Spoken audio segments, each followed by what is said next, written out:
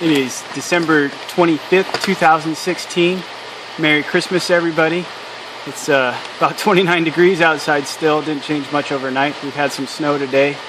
The solar panels are not at full operating capability. The snow is fine, and I don't have a good way to get everything off there yet.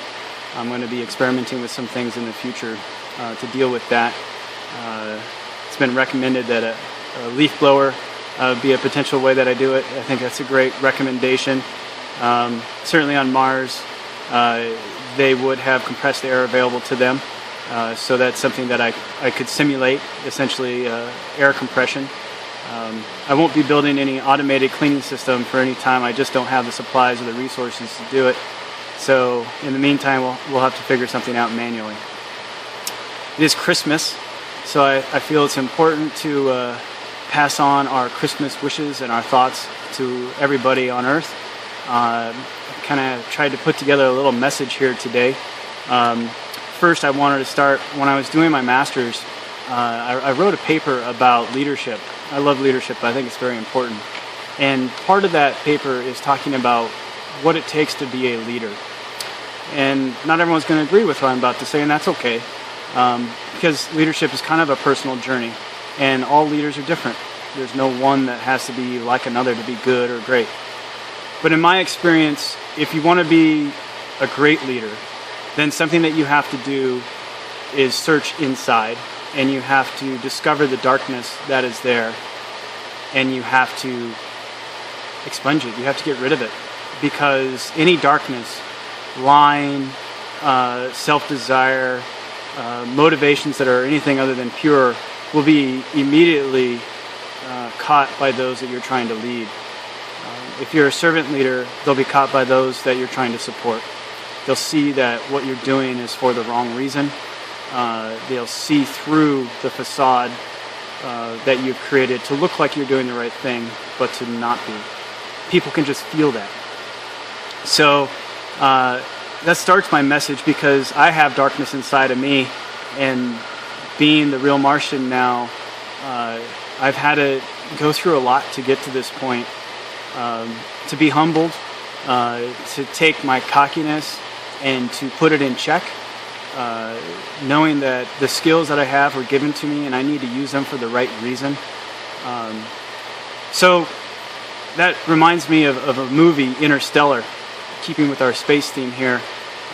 Great movie. If you haven't seen it, I highly recommend it. I love it. It's fantastic to watch. Great show. But there's a line in there when one of the astronauts, or both of them, I think it's Matthew McConaughey, is discussing, is nature evil? And the counterpoint is, nature's not evil. Nature is gruesome, it's horrifying, it's dangerous, but it's not evil. And they conclude with, so then as we go to this other galaxy, the only evil that's there is what we bring with us. And that brings me back to my paper. That's exactly it. The darkness that's inside of each of us, it's all there. You know it. You can feel it. There's some of us that think we're better than others, but in reality is, if we sit down and truly look at ourselves in the mirror, if we look at the abyss of our souls, we'll see the darkness that's there, and it'll probably freak us out. I know it did with me. And in order to even get there, to actually try to deal with that darkness, I had to have a savior. And Christmas is about my savior. Whatever your beliefs, I'll respect you for them. I'd ask that you respect me for mine equally.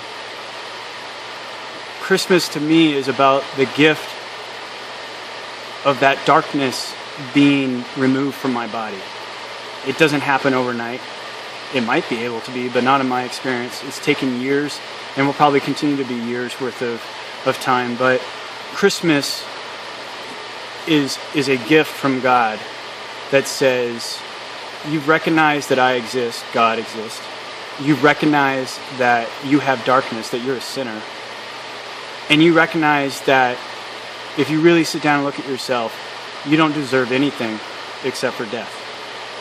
And I came to that realization. And I absolutely 100% believe that. Christ, the birth of Christ, to me, is that salvation from the darkness inside of myself. If I acknowledge that gift, like celebrating Christmas is supposed to be about, not about Christmas trees or presents, it's about recognizing this real gift. If I acknowledge that, then I become a better person. I can deal with that darkness, because I tried to on my own and I couldn't. I just couldn't. Maybe you've had a similar experience. So that's what Christmas is to me. It's that gift. And as I've gone on my journey years ago, it's now written on my whiteboard in the house, in my office in the house, where I've done all this design work for the project that you're looking at on this channel. On my whiteboard, it says something very simple. I believe that the problems that we have can be solved by looking at God's creation for the answers. And that's what I believe. And this system that we're building, that you're looking at, that you're interested in, is based off of living systems. The things that are around me, that's what's inspired this engineering. Not trying to create new technologies, not trying to do things that destroy the planet, but trying to take the creation and use it the way that it's supposed to be, find balance with it, and to be one with the force, right? To find that balance. Definitely my geekiness is coming through this Christmas, but I think you might know what I'm saying. And that inspired me, kind of getting to the point here. It's kind of long-winded journal entry for the day, I know, but it's Christmas, so I hope you can bear along with it. Apollo 8. You know, if you go back to it, Apollo missions were amazing. They call them the greatest generation for a reason, right? I mean, first their parents had to go through World War I, then they went through World War II, the Great Depression. You know, they defeated evil. They defeated the Great Depression. They found economic viability, and they're like, hey, you know what? We've defeated evil. We've overcome all these obstacles. What can we do next for an encore? And they're like, hey, let's go land on the moon. You know, what the heck? So in 10 years, they did the stuff that we can't even imagine doing today. When I was in the Air Force, the programs there just to build a satellite. Sometimes takes 20 years. Those folks were amazing. And the Apollo missions, I don't care about the conspiracy theories, and I know some of you will. Even if it's all false, what an inspiration. We should go back to that time. I hope that The Real Martian will help inspire you just like Apollo inspired me. And if you don't know the story of Apollo 8, when they got up there, kind of like in the movie Interstellar, you know, what did they take with them? Oh, it's very, very important to me that they took the gospel with them. And I'm going to read some stuff. You know, it's nice for me to be able to reflect on my space love, my love of space. And I went to Wikipedia today to try to get some words here because I knew what they said, but I wanted to just kind of read. So I'm reading some excerpts from Wikipedia. Apollo 8, which was the second human spaceflight mission in the United States Apollo space program, was launched on December 21st, 1968, and became the first manned spacecraft to leave Earth orbit, reach the Earth's moon, orbit it, and return safely to Earth. So they made it. They exited Earth's orbit, so just spinning around Earth, which is what they'd done previously to that.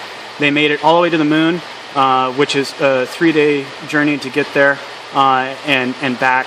If you watch the movie Apollo 13, they do a good job of describing that. And orbit it. So they actually went around. They entered lunar orbit, which required them to burn their thrusters and enter orbit, and then to actually come back to Earth safely. So there was a 3-astronaut crew, and they became the first humans to travel beyond low Earth orbit. They were the first to see Earth as a whole planet, the first to directly see the far side of the moon, which you can't see if you didn't know that. The moon doesn't rotate with us. It's perfectly aligned, so we always see just one side of it. And they were first to witness Earthrise. And I'll pause there. Part of why we're doing this is because I personally believe, and you may not agree with me, but I personally believe that if all of us could go to space, and not that everybody would want to, But if you could actually go into space, not see it on camera, not see pictures, those pictures are beautiful, but if you could actually truly go there, to remove yourself from Earth's gravity, to see the blue dot that Carl Sagan spoke about so eloquently, I think you would be changed. It's changed me just to think about it. I can only imagine that it would help us all become better people, and to see how we fit into the creation, how small we are, and how, if we're that small and our lives to us mean so much, maybe those petty things that we argue over, maybe they really are petty.